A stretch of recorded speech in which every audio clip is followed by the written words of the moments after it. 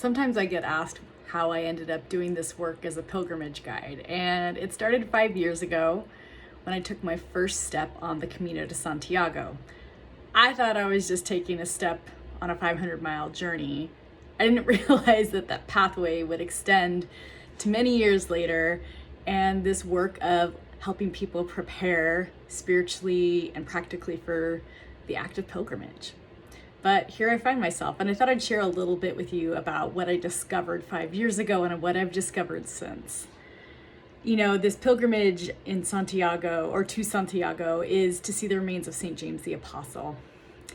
And I didn't come in confidently. I was terrified. I didn't think I would make it. I don't think I realized how little I thought I would make it until I was about maybe a week out and I realized, oh, I might actually finish this thing. And when I started this pilgrimage, my mind was full of these, this idea of pilgrimage as deep suffering, people like hungering and thirsting and, suffering, really, that was the word that kept coming to mind for me. And it was such a hard thing. And there were so many days where I was going, why am I even doing this? But I also found the act of pilgrimage to be so joyful and freeing.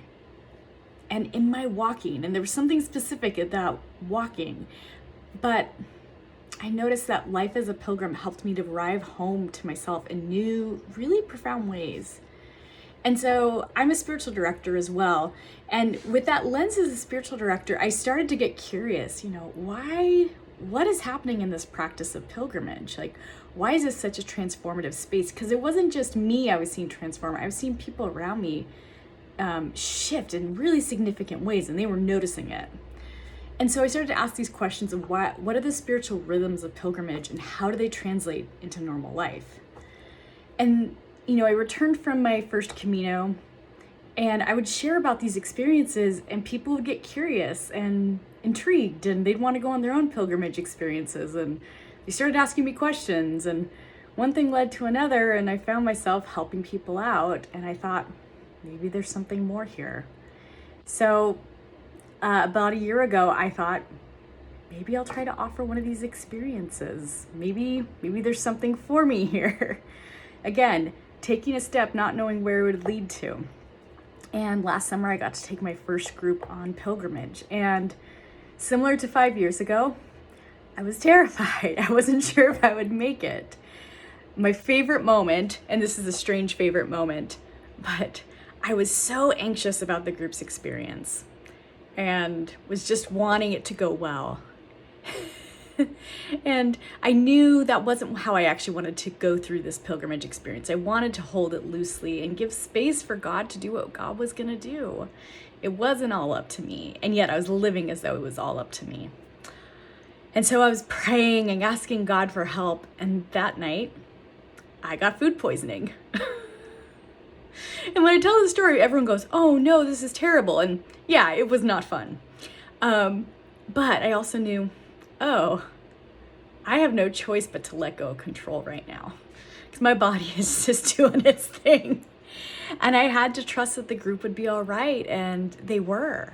And not only that, but they actually cared for me in such profound ways. And it helped me just ease into this practice of being a guide for people on pilgrimage. I am there to help people and assist them. And yet at the end of the day, we know that there's something bigger at work here. I love that I continue to get to experience these places as I lead people into their own experiences.